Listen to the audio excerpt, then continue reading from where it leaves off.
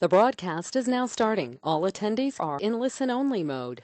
Good morning, everybody. Welcome to the webinar. We're going to be talking about whether your company is ready for a CIO with our very own customer engagement specialist and business analyst, Bob Beaird. Now, before we get started, I just want to remind everybody two things. First, we do record this and all of our webinars. So if you want to watch it again, if you want somebody in your organization to see it, just log on to our website. It'll be there by the end of the day, and that's innovia.com, and you can watch the recording.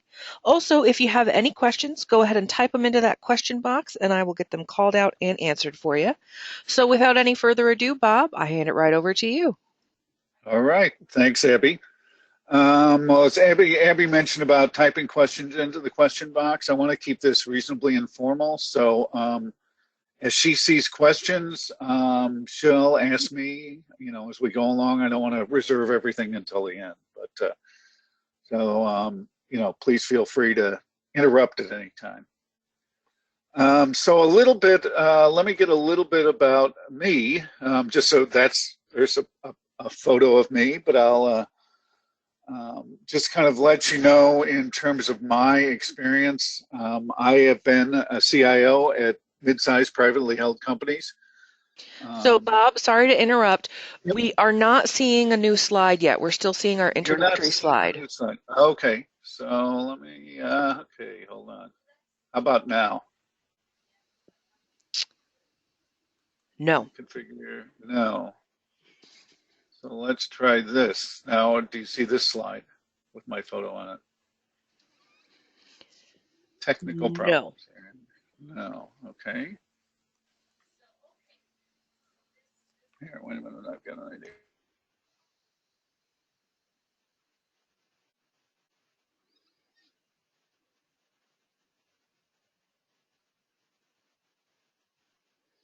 There we go. Go in the screen.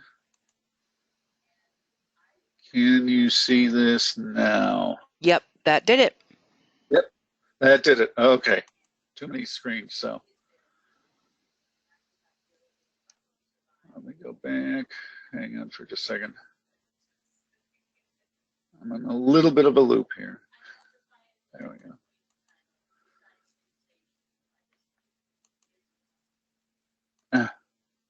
There we go. So, back to the photo. We are back to, you're seeing my photo right now, Abby? That's exactly right. Okay, good. Now we get it rolling. All right. So as I was saying, I've been a CIO at mid-sized companies. I've also run a Microsoft Great Plains VAR and been a consultant doing IT and business strategy and process work and ERP selection, et cetera, for, again, privately held mid-sized companies. I've also done some consulting work for Fortune 100 companies and some in IT strategy. I was on about a 2-year engagement with John Deere as well. So I've my background kind of includes all levels of this, as well as being a virtual CIO for some companies. So that's enough about me. We'll move forward. So what are we doing here? What are the objectives for this session? Bob, I'm sorry, we're having that same problem again. We don't see a new slide. You don't see a new slide. Okay. I am not sure what's going on here then. So you're still on the photo of me slide, right? That's right. See a pause version of your screen.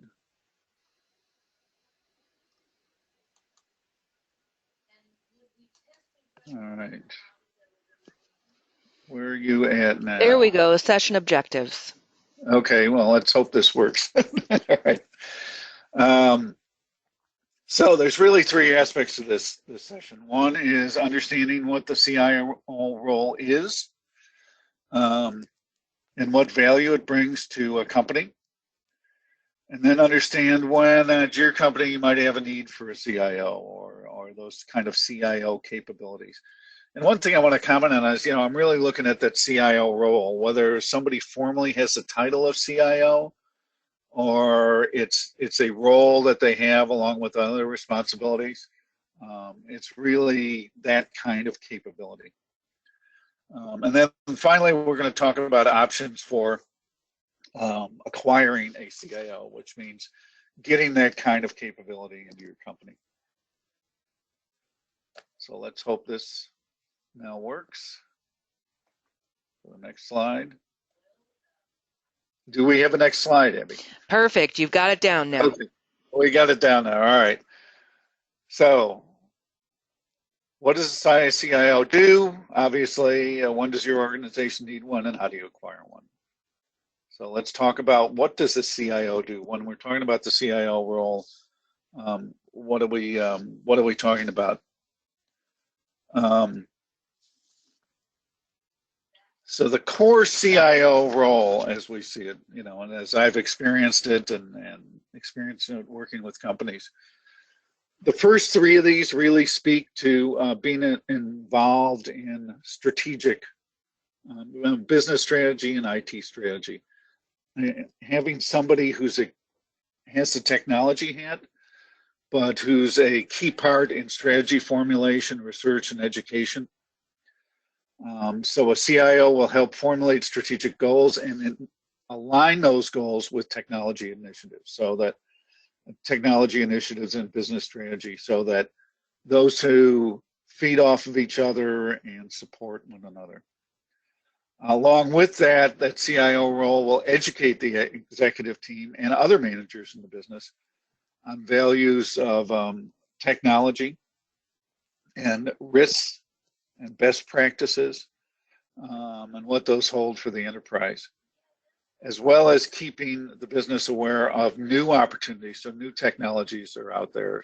So, I've had executives say, what's the Internet of Things? About a year ago, I was talking to an executive, said, what's this Internet of Things? How does it apply to us? So, we did some research looking at what that might mean to his particular business and where there might be some opportunities. The other part, and that is the next bullet point, really, although this is kind of strategic, it gets a little more in the technical. A CIO role needs to ensure that best practices are followed in all areas of IT. So right now we're working with a company, and what we've done, what I've done is remap their development process. They weren't really following best practices in terms of development and testing.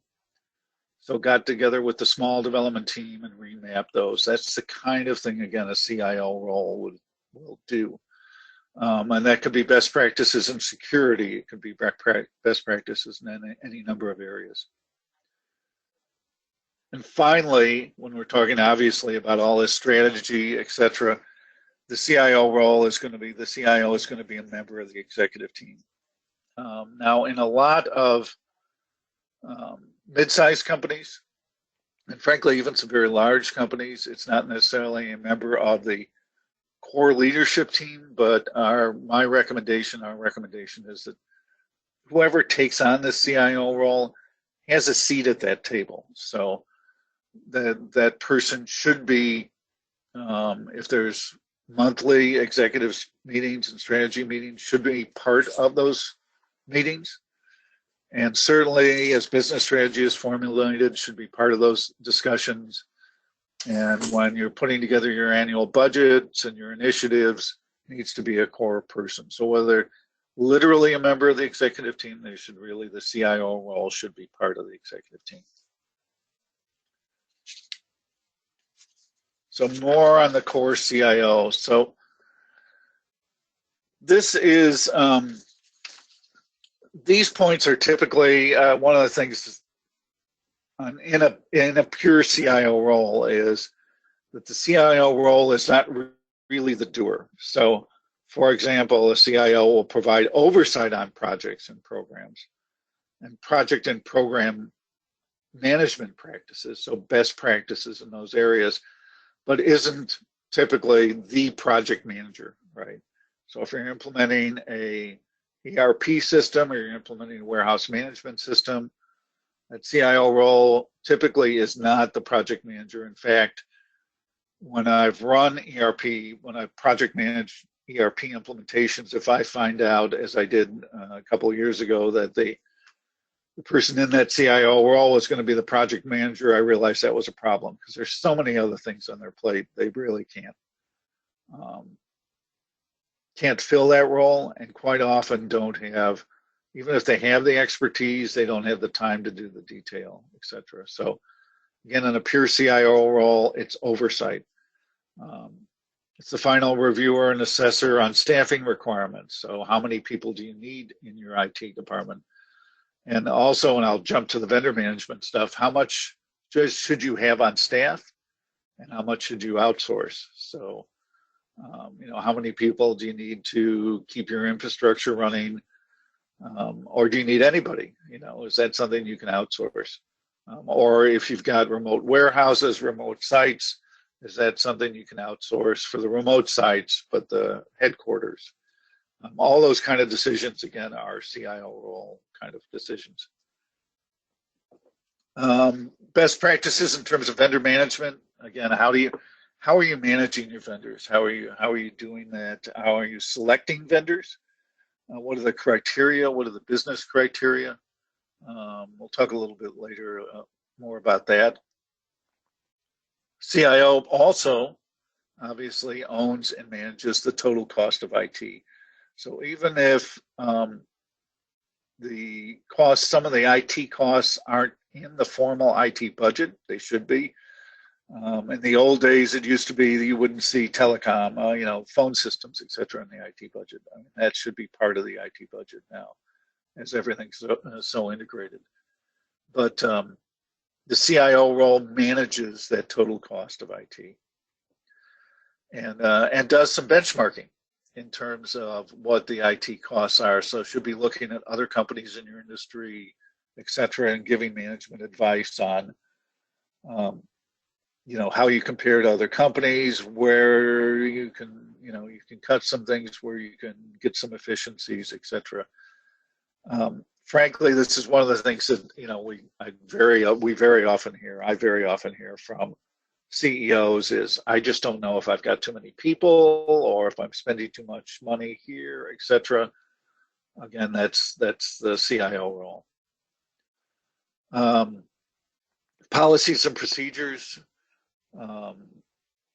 That's ensuring, not necessarily sometimes drafting, but certainly ensuring that policies and procedures in place, whether that be, as I mentioned before, proper development policies, proper testing policies, help desk policies, or internet usage, email usage, etc. Making sure all those things are in place and they meet appropriate standards.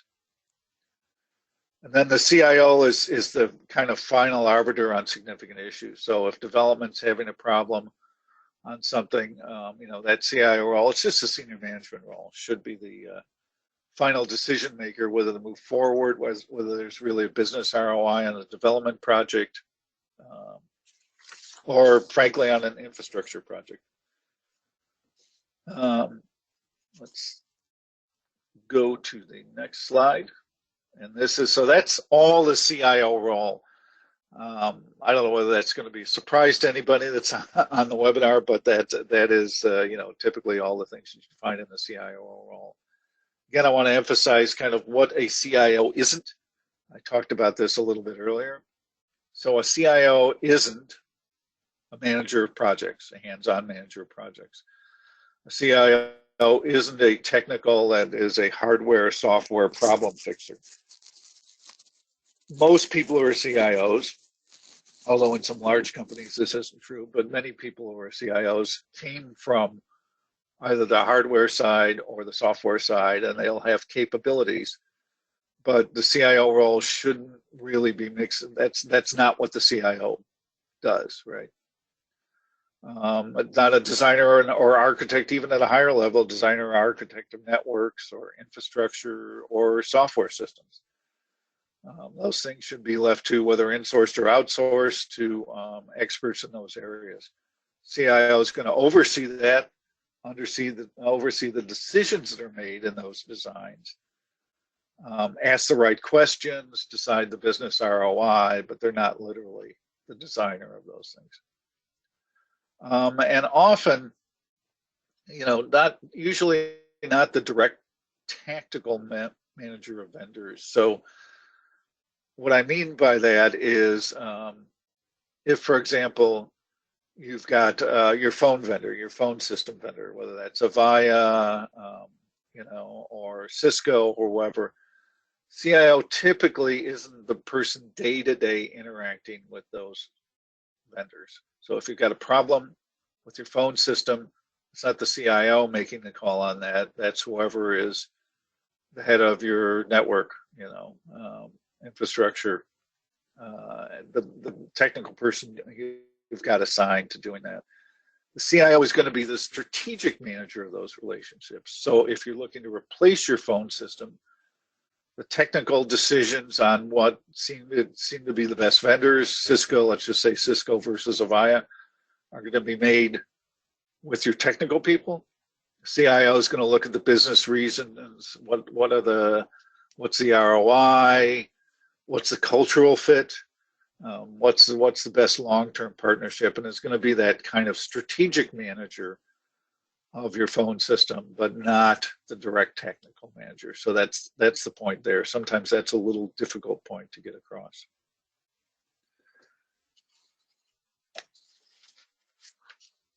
So what's the value to a company to have this CIO role? Hopefully going through this, we've gotten this far, all of that's pretty obvious.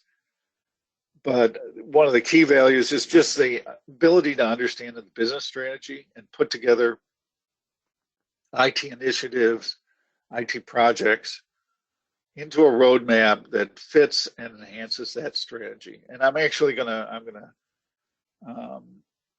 towards the end of this, hopefully we'll have time, show you what I refer to as a multi-generation plan. So a roadmap of all the IT initiatives that worked out with one company, one mid-sized company, to give you a feel for what that looks like. Doesn't have to be that complicated. We're not talking about writing some long textual thing or some 50-slide PowerPoint presentation. In fact, what I'm going to show you, just from about an $80 million company, is just done in Excel spreadsheet and was reviewed with senior management that way. But you need a CIO to do that kind of work.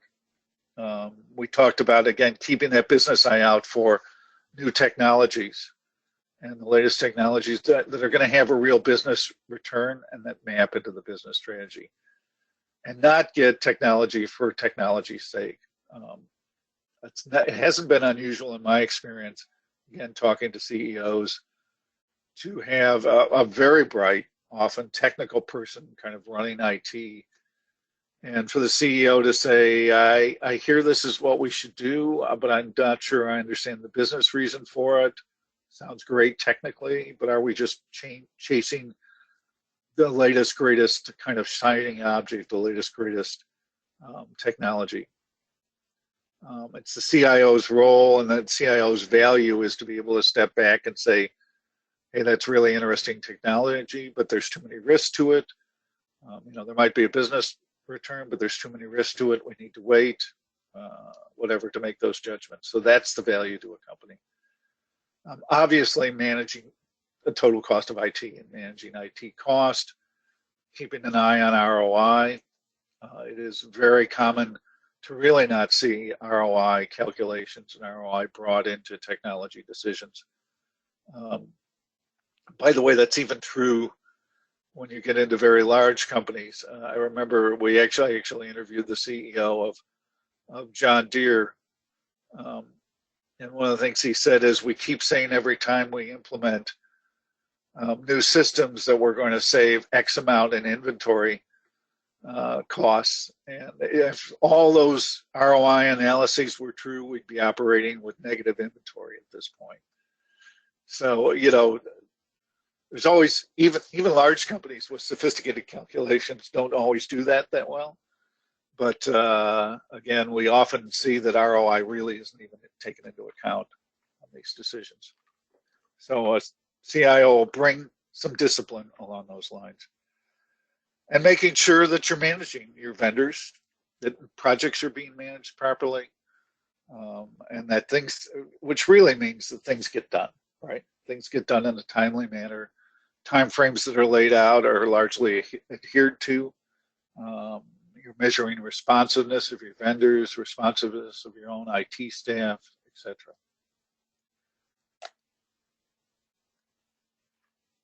And last is also managing risk. So having policies and procedures, again, like I said, to get things done, but also manage risk so that the business isn't put at risk by IT projects, by the way you're doing things, by the way you're managing things, by the vendors you're using, etc. And then last but not, and certainly not least, in my opinion, is really having a much better educated, informed, and involved management team. I have frequently gone in to companies where the core management team, again, just IT is just something that's too complex, that's out there. And gee, it seems like we're not getting stuff done. We're not sure why. We don't understand what's going on. We don't understand some of the decisions we've made even fully. Management, IT is just way too integral to what every company does at this point. And so the better educated, better informed, and really the more involved the management team is, the better the company's going to operate overall. So hopefully that gives you a feel for the role of a CIO and the value of the value of a CIO. So when do you know that you really need a CIO? When do you know that you've got to think seriously about acquiring this capability or having somebody fill this role? So these are basically, these slides are a set of common indicators, things that I've run up against being a CIO myself and being a virtual CIO, advising companies, and just being involved with a lot of companies over the years. You've got multiple projects running, and not only do you have multiple projects running, but often projects don't seem to be getting completed in time. But the multiple projects is one of the questions of scale. In fact, these first two bullet points are really questions of scale, where you're going to need a CIO. So you've got multiple projects. You're doing a WMS project, but let's say you're also looking to replace your phone system at this point. You've got a web ordering system that's going on in the background, and you're looking to move your ERP system to the cloud. If you've got 2 or 3 projects going, and it's just kind of a core technical IT staff, the odds are you're probably having problems.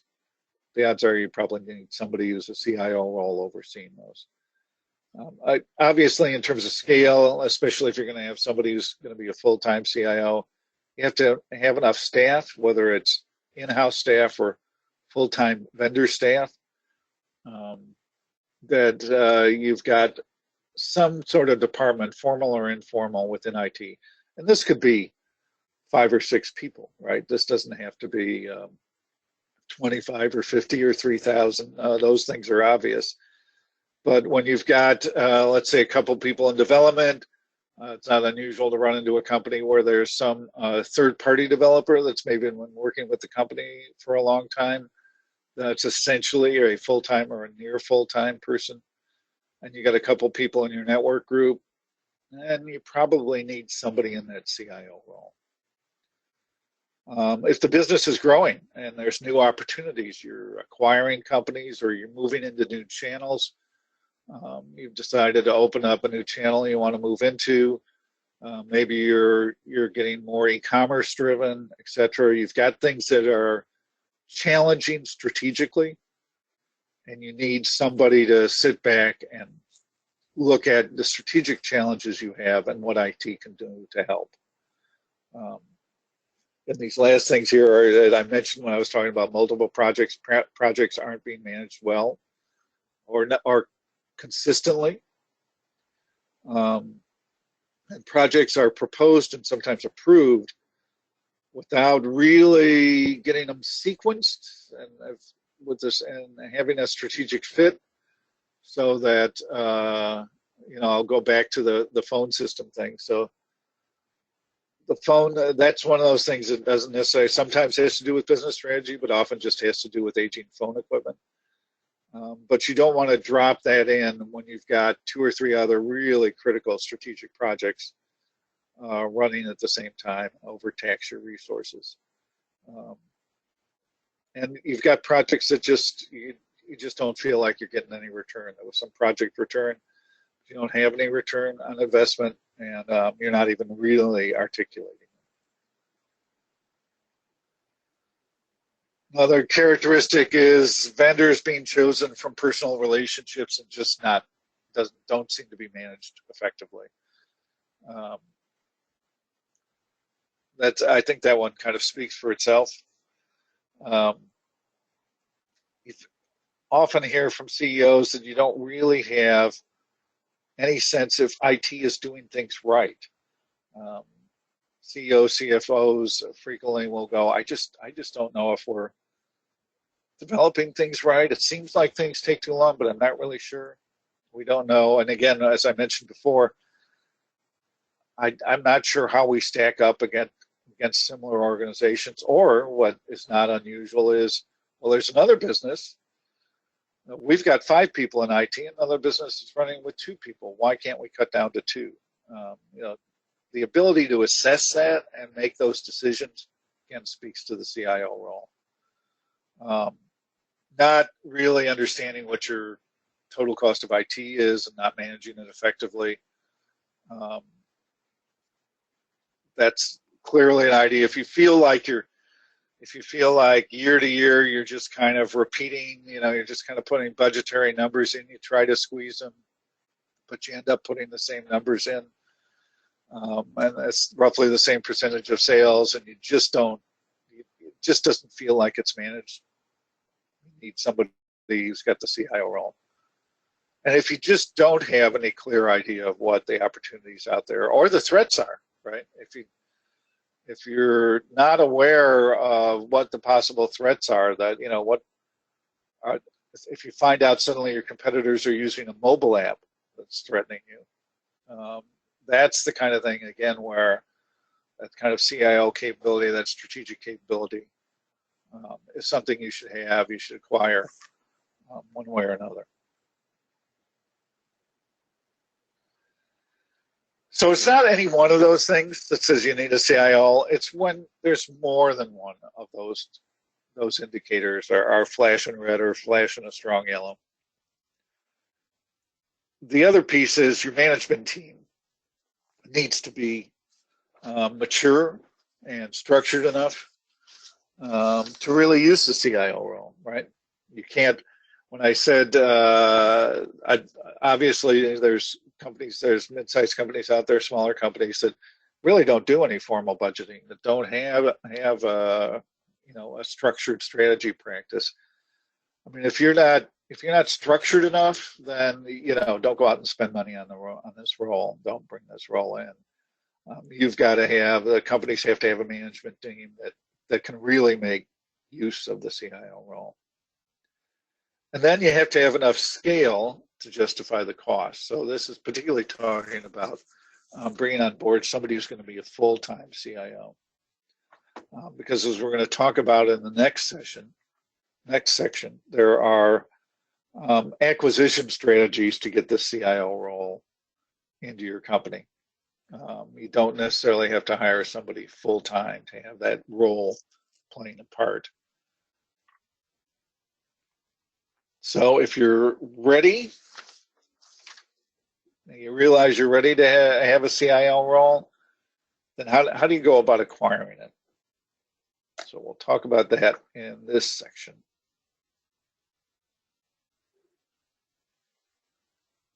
So one acquisition strategy, obviously, is to have a full-time CIO. So you either hire from the outside or promote from within. And as I mentioned, it's important to have um, adequate scale and structure in IT. So the CIO isn't still being the lead network person, or isn't, one of the key reviewing development specs. So when development specs are written, reviewing and approving development specs. You need to have enough scale and structure to really justify a full-time CIO. If you promote from within, you may want to temporarily hire somebody who can be a coach or advisor to grow the person from within. And that can take all different forms of that kind of relationship. But if you've got somebody on your staff who you think already is filling some of that CIO role and has the capability, you can look for people that will be an advisor. You might even have people on your board, depending on how your board is structured. You can act in that role, or again, you can hire a coach or an advisor to grow somebody from within. One of the points I always make to when I'm talking to, again, mid-sized companies on this is there's a tendency when you hire from the outside, and you're looking at candidates, sometimes to look at candidates from large organizations, and somebody who's been a senior manager, but not a CIO level manager at a large corporation. Their resumes can look really good. They can look like they've got a lot of skills. But my experiences in general is you have to be very cautious at bringing somebody in from, say, a Fortune 100 company who was a regional CIO into a mid-sized company. It's because the nature of the relationships, the nature of the kind of multi-layered nature of skills that a mid-sized company needs in that CIO role typically aren't found from somebody who comes from a large corporation. For example, they often aren't making the decision on, or really being deeply involved in the decision on who the ERP vendor is.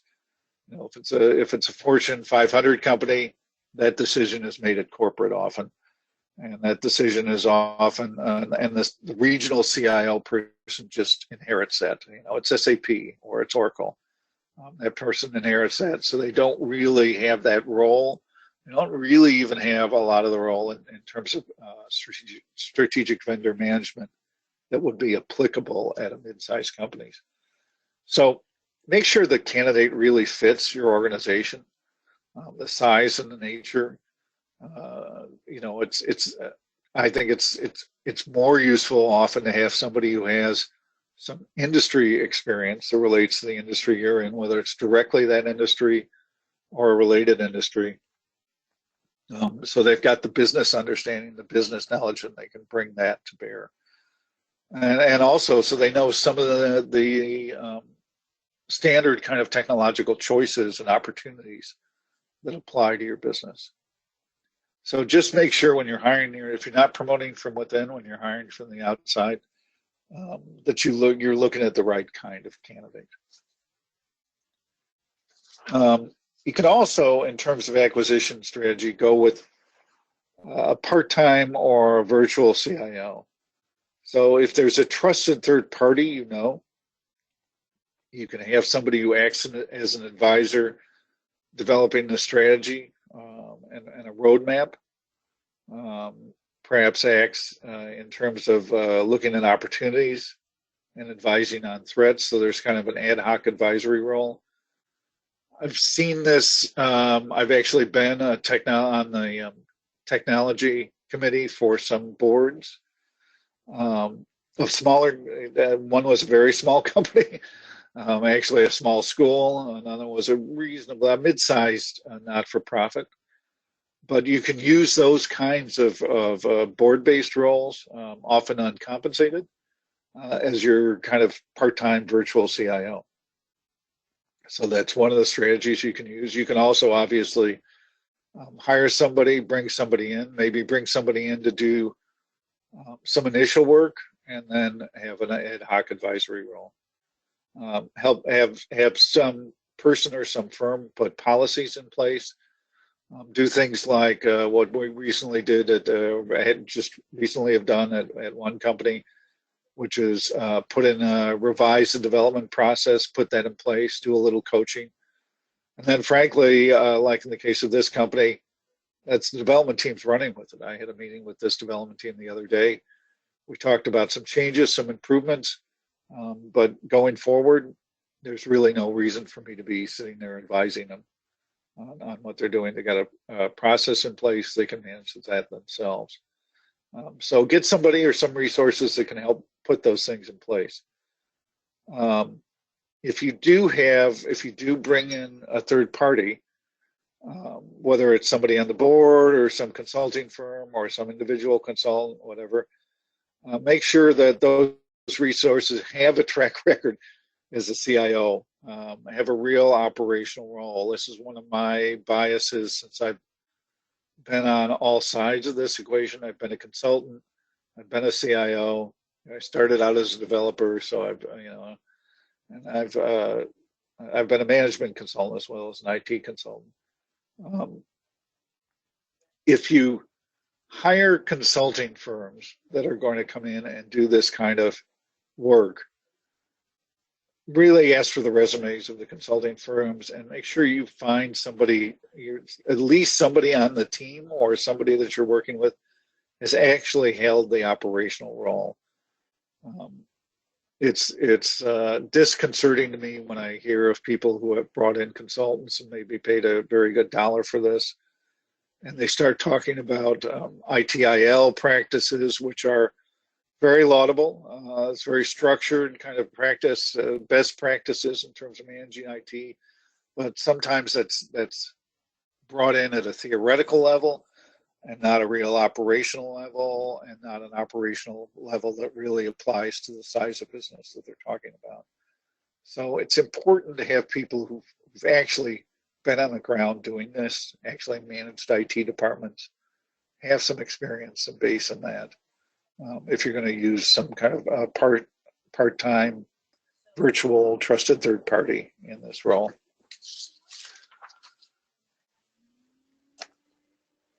Then again, one of the things is as things get in place, just like the example I brought up about defining development practices, as processes get in place, then involvement will decrease. Once practices are up and running, you've got well-documented processes, people understand it. The involvement of a part-time person, and again, even including on the board, will decrease. And a good person doing this almost can work themselves out of a job, except, again, if you need that kind of strategy look, ad hoc advisory in terms of strategy, thinking, looking at IT initiatives and sequencing them properly and making sure that there's new technologies you're taking advantage of, etc. You can also, one of the things versus having a full-time person in the CIO role. By the way, that full-time CIO, it's certainly acceptable to have some sort of mix there, right? So, I had the pure CIO role, doesn't manage projects. Maybe in some cases they can do a little bit of management or they can have some involvement. But if you go with some sort of part-time advisory role, then you can manage that role up, the cost of that role up and down. If you bring in somebody full-time, you've got that full-time cost. And sometimes that's difficult for SMB businesses, small to mid-sized businesses to manage that. But this way you can manage that and use it as needed on an as-needed basis. So that is the finishing a little bit early here, but that is the presentation for today. I hope this has been of some value, and I'd be more than happy to answer any questions if anybody's got any questions. Abby, I'll look to you. Well, Bob, I'll tell you at this point, we don't have any questions. If anybody Okay. has any questions, of course, please feel free to type them into that question box. I will get them answered for you. While we give you just a minute to do that, I'm going to remind everybody that we have recorded this session. So we're going to put it up on our website by the end of the day, which is innovia.com. And Bob, I don't have any questions. Okay. Well, let me actually, just for whoever's still out in edification, I mentioned I might be able to get to this. We certainly have enough time to get to this.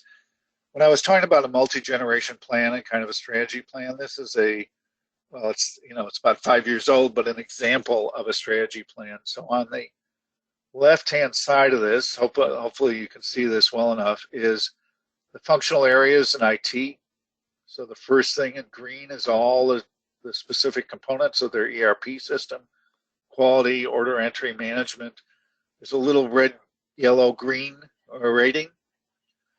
And so then you can see initially out over quarters how various things were sequenced in terms of what they were going to do over the next couple of years. We're going to do a gap analysis on their ERP. Then the next quarter, they were going to do an ERP upgrade. At the same time they were doing, if you go down to the purple section, which you can, difficult to see. Let me see if this is all hardware related stuff. So they were doing a local area network refresh, and then they were going to do a server upgrade. So this is an example of just doing some basic there. What you can't see here is there were actually business strategies. This is hard enough to read. So these things were sequenced in with various business strategies. But this is a way of sequencing and developing a plan. This is the kind of CIO level assessment. Doesn't have to be that complicated, but gives a business a roadmap over the next several years. So you can see, for example, they had Salesforce.com. They needed to do their upgrade in Q4. And then they were going to look at integrating with their ERP system in the second quarter of the next year, their Salesforce. And then 2 quarters later, and this had to do with some website initiatives, they were going to look at perhaps integrating their CRM with their website initiative. So it's just an example of how you can look at all the kind of components in IT, hardware, software. Some of these are policy related down at the bottom, disaster recovery, security, developing super users, and managing TCIT and doing IT strategy updates. Again, all these things were developed over time and spread out over time and sequenced, so they fit with strategic initiatives, but they also didn't overload the IT staff. So that's the last piece. I just wanted to give people a feel for simple tools, again, you could use. All right, Abby, that's it. Well, Bob, thank you so much for that great presentation. And we want to thank everybody for attending today. Check out that recording later today on Innovia.com, and we hope to see everybody on our next webinar. All right. Thanks, everybody.